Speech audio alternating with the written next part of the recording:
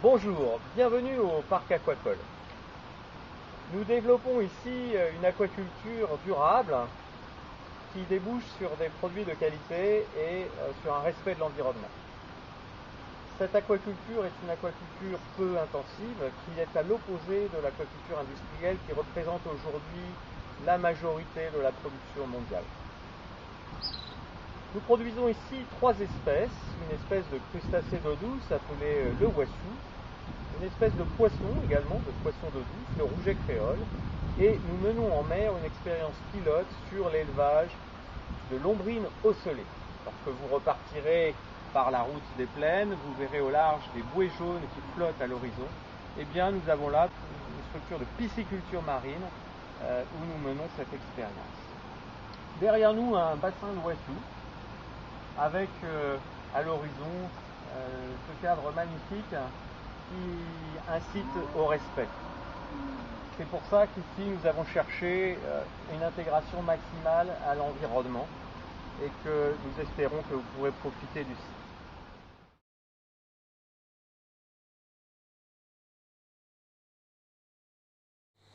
Les principes d'écloserie sont généralement assez similaires.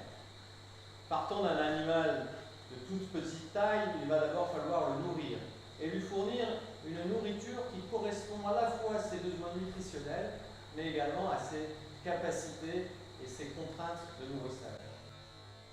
La larve de lombrine est si petite que sa bouche ne lui permet pas d'avaler de grosses proies. Nous sommes donc obligés en parallèle à nos élevages larvaires d'élever du zooplancton. Zooplancton qui va donc constituer la nourriture de base de nos petites larves de poissons et de wassous.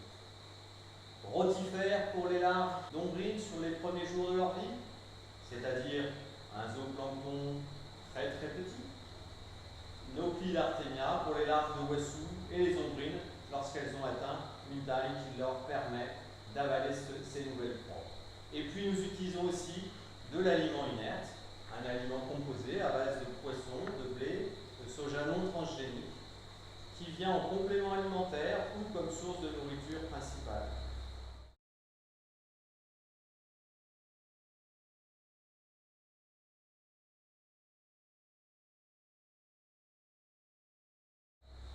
En sortie d'écloserie, nous disposons de post-larves, d'alevins de rouget créole, qui pourront poursuivre leur croissance dans les étangs extérieurs, mais également d'alevins d'ombrines, également appelés loups caraïbes, qui pourront aller grossir au large de Pointe-Noire dans les structures dont nous disposons en pleine mer.